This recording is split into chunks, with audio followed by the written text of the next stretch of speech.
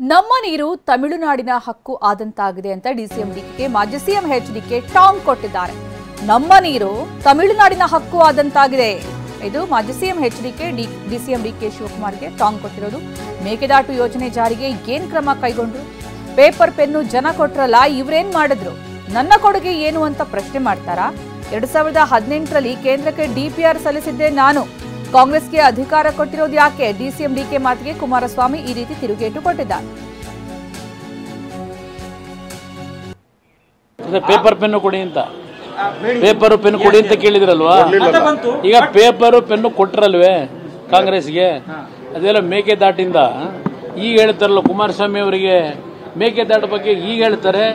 ಅವತ್ತು ನಾವು ಪಾದಯಾತ್ರೆ ಮಾಡಿದಾಗ ನಮಗೆ ಬೆಂಬಲ ಕೊಡಲಿಲ್ಲ ಅಂತ ಹೇಳ್ತಾ ಇದ್ದಾರಲ್ವಾ, ನಾವು ಬಿಜೆಪಿ ಪಕ್ಷದಲ್ಲಿ ಕೊಡಲಿಲ್ಲ ಅಂತ ಹೇಳಿ. ಈಗ ಆಯ್ತಪ್ಪ, ಪೇಪರು ಪೆನ್ನು ಜನ ಕೊಟ್ರಲ್ಲ ನಿಮಗೆ. ಈಗ ಮೇಕೆದಾಟಿಗೆ ಅವ್ರು ಏನು ಕ್ರಮ ತೆಗೆದುಕೊಂಡಿದ್ದಾರೆ? ನಮ್ಮ ನೀರು ನಮ್ಮ ಹಕ್ಕು, ನಮ್ಮ ನೀರು ನಮ್ಮ ಹಕ್ಕು ಅಂದ್ರಲ್ವೇ, ಅದನ್ನು ಬದಲಾವಣೆ ಮಾಡ್ಕೊಳ್ಳೋದು ಒಳ್ಳೇದು.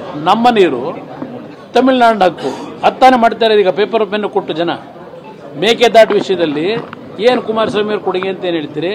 2018 ಗಡ್ಕರಿ ಅವ್ರನ್ನ 8 ಬಾರಿ ಭೇಟಿ ಮಾಡಿ ಅವರ ಒಂದು ಕೇಂದ್ರ ಸರ್ಕಾರಕ್ಕೆ ಡಿಪಿಆರ್ನ ಸಲ್ಲಿಸಿರ್ತಕ್ಕಂಥದ್ದು. ನಾನು 14 ತಿಂಗಳೇನು ಮುಖ್ಯಮಂತ್ರಿಯಾಗಿ ಕೆಲಸ ಮಾಡಿದ್ದೇನೆ, ಆಗ ನಾವು ಡಿಪಿಆರ್ ಸಲ್ಲಿಸಿದ್ದೇವೆ. ಅದನ್ನು ನಾವು ಒಪ್ಪಿಗೆ ಪಡೀತಕ್ಕಂಥದ್ದು ಈ ಸರ್ಕಾರದ ಕರ್ತವ್ಯ. ಈಗ ಬಿಜೆಪಿಯವರಿಗೆ ನೀವು ಕೇಂದ್ರದಲ್ಲಿ ಕೊಡಿಸಿ ಅಂತ ಈಗ ಅರ್ಜಿ ಆಗ ನಮ್ಮ ಮುಂದೆ ಏನು ಹಾಕೊಂಡಿದ್ದಾರೆ ಬಿಜೆಪಿ ಜೆಡಿಎಸ್ ಮುಂದೆ. ಆಗಿದ್ರೆ ನೀವು ಅಧಿಕಾರ ಯಾಕೆ ಕೇಳಿ?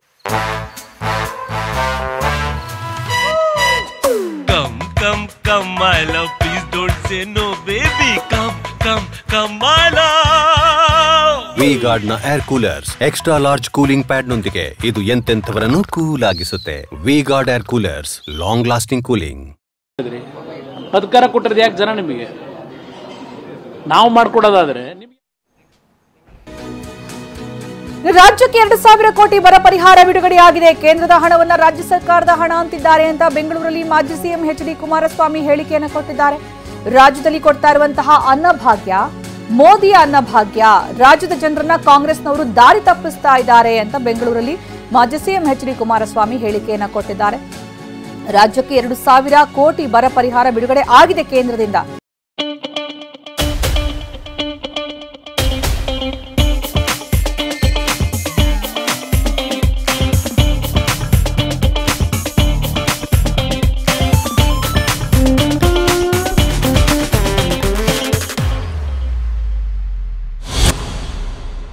ಆದ್ರೆ ಕೇಂದ್ರದ ಹಣವನ್ನ ರಾಜ್ಯ ಸರ್ಕಾರದ ಹಣ ಅಂತ ಹೇಳ್ತಾ ಇದ್ದಾರೆ ಕಾಂಗ್ರೆಸ್ ಸರ್ಕಾರ ಅಂತ ಕುಮಾರಸ್ವಾಮಿ ವಾಗ್ದಾಳಿ ನಡೆಸಿದ್ದಾರೆ.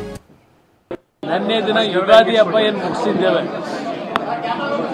ಈ ವರ್ಷದ ಯುಗಾದಿಯ ಕ್ರೋಧಿ ಸಂವತ್ಸರದ ಮೊದಲನೆಯ ದಿನ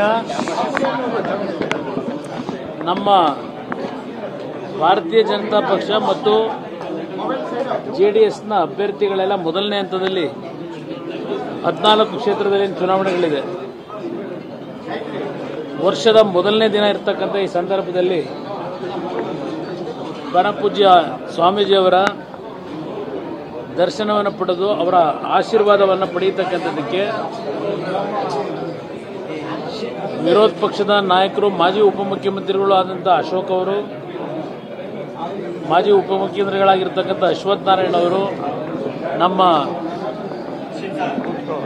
ಕೋರ್ ಕಮಿಟಿ ಅಧ್ಯಕ್ಷರಾಗಿರ್ತಕ್ಕಂಥ ಜಿಟಿ ದೇವೇಗೌಡರು, ನಾವೆಲ್ಲರೂ ಹಲವಾರು ಶಾಸಕ ಮಿತ್ರರು ಮತ್ತು ಮಾಜಿ ಶಾಸಕರು ನಮ್ಮ ಅಭ್ಯರ್ಥಿಗಳೇನಿದ್ದಾರೆ ಅದು ಬೆಂಗಳೂರು ನಗರದ 4 ಅಭ್ಯರ್ಥಿಗಳು, ಬೆಂಗಳೂರು ಗ್ರಾಮಾಂತರವನ್ನು ಒಳಗೊಂಡಂತೆ ಸಹೋದರಿ